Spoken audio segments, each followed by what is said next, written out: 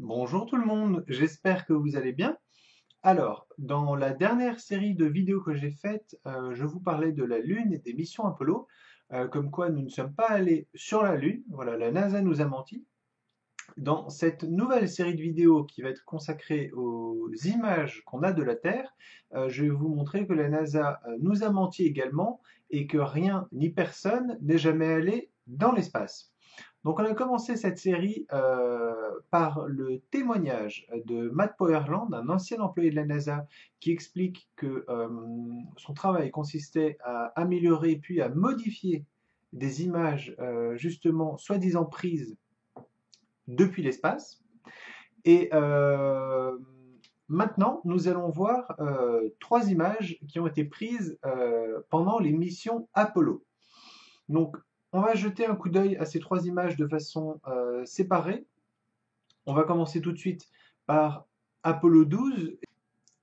Voilà, alors je ne sais pas si comme moi ça vous a marqué, vous l'avez tout de suite vu, mais si je regarde cette photo, je n'ai pas l'impression que la Terre est ronde. Et vérification faite, si je mets un cercle sur cette Terre, eh bien elle n'est pas ronde. Seconde image, cette fois-ci prise lors de la mission Apollo 17, la dernière à être soi-disant allée sur la Lune. Encore une fois, si je regarde cette photo, je n'ai pas l'impression que la Terre est ronde. Et effectivement, si je rajoute un cercle, eh bien je peux voir que la Terre n'est pas ronde. Et troisième image, une photo également prise lors de la mission Apollo 17. Alors, je vous laisse regarder cette photo quelques instants.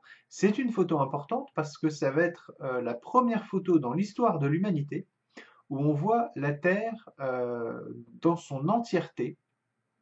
On peut voir là qu'elle forme un cercle complet. Il n'y a pas d'ombre qui vient cacher une partie. Et cette photo a été prise lors du voyage Terre-Lune de la mission Apollo 17. Donc ça, c'est la version officielle. Plusieurs choses peuvent retenir l'attention dès qu'on regarde la photo. On voit déjà que le côté droit est très violet. Je ne sais pas pourquoi le côté droit, la bordure est un peu violette. Donc je ne sais pas s'il y a eu un petit souci au moment du dessin. Mais ce qu'on va faire tout de suite pour voir si cette photo est bien réelle, si c'est une photo ou un dessin, comme ce que suggérerait Matt, je suis sûr s'il était avec nous, Matt Powerland, il dirait bah ça c'est un très beau dessin, c'est une très belle peinture, mais ce n'est pas une photo. Donc pour voir si c'est une photo ou un dessin, je vous propose qu'on compare tout de suite cette image avec l'image Google Earth qui normalement est absolument imparable. Voilà, Google Earth, c'est une image soi-disant satellite, des milliers de petites images mises ensemble, et c'est une carte très exacte de notre planète Terre. On fait tout de suite le comparatif. Alors, avant de faire le comparatif, pour vous expliquer comment j'ai fait, j'ai tout d'abord téléchargé, installé Google Earth. Donc c'est un logiciel, ce n'est pas Google Maps ou Google Maps. Voilà, il est en ligne, Google Earth, il faut le télécharger. Et je télécharge le logiciel et ensuite ce que j'ai fait, eh bien, je me suis mis à peu près à l'endroit de la photo. J'ai réglé la distance et voilà, l'alignement, la vue, pour arriver exactement à ce que l'on voit sur la photo. Suite à ça, j'ai fait une copie d'écran de l'image qu'il y avait sur Google Earth et je l'ai superposé avec le dessin de la NASA. Parce que là, vous allez voir effectivement que c'est un dessin. Bon alors, on va étudier ensemble ce dessin. On va voir qu'il y a trois soucis avec le dessin de la NASA. Si on regarde le haut de l'image, il est plutôt bien fait. Donc là, le contour de la Terre s'adapte effectivement au dessin. On voit que il y a un petit souci peut-être sur l'Égypte, un petit souci ici, mais sinon, globalement, là, le dessin suit parfaitement les vraies courbes de la Terre. Pareil ici, jusqu'à la pointe, ça suit parfaitement les courbes de la Terre. Là où il va y avoir un petit souci, ça va être le milieu de l'image et le bas. Je vous propose qu'on regarde d'abord le bas. Euh, la ligne jaune, le trait qui n'est pas tout à fait fini là, c'est le tour de la Terre. Et vous voyez que celui qui a fait le dessin, je ne sais pas s'il l'a fait à main levée, mais en tout cas, il a échoué à bien le faire, parce qu'encore une fois, il n'a pas fait un vrai cercle. Et donc, tout ça, toute cette partie-là dépasse et ne forme pas un cercle. Donc déjà, on voit tout de suite que ce n'est pas une photo. Là où il y a également un gros souci, ça va être au niveau de l'Afrique et de Madagascar.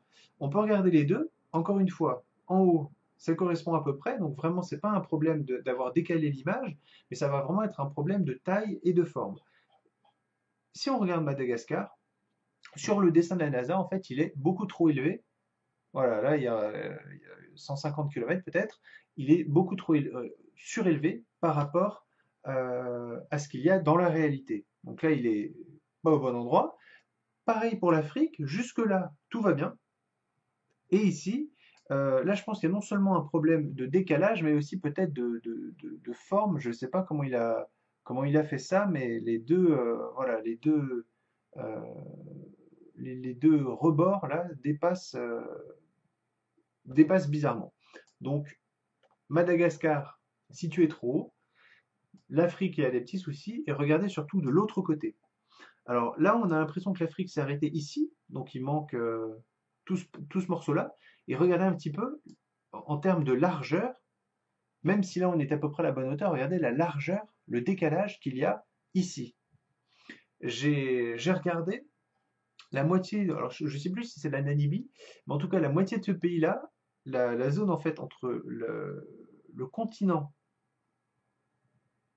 dessiné et le continent de Google Earth, c'est environ 200 km. Donc là, la grosse zone bleue qui manque à l'Afrique, c'est 200 km. C'est-à-dire que celui qui a dessiné, c'est comme s'il avait 200 km, pour vous donner un ordre de grandeur, c'est comme si Paris se retrouvait dans la Manche. Donc ça fait vraiment une très grosse différence. Euh, voilà, donc là, ce sont les trois points qui ont vraiment retenu mon attention et qui me font dire que ce dessin est bien un dessin et pas une photo prise de la Terre. Voilà, donc j'espère que cette vidéo vous a plu. N'hésitez pas à la commenter. Encore une fois, c'est important pour moi de vous montrer que Satan ment et qu'il prépare l'arrivée de l'Antéchrist et l'arrivée des extraterrestres, qu'il présentera comme des entités gentilles, ce qui n'est pas le cas. Donc, je vous aime, Jésus-Christ et Dieu vous aiment encore plus que moi. Je remercie mes abonnés, merci pour votre soutien. Je vous souhaite de passer une excellente fin de journée. À très bientôt.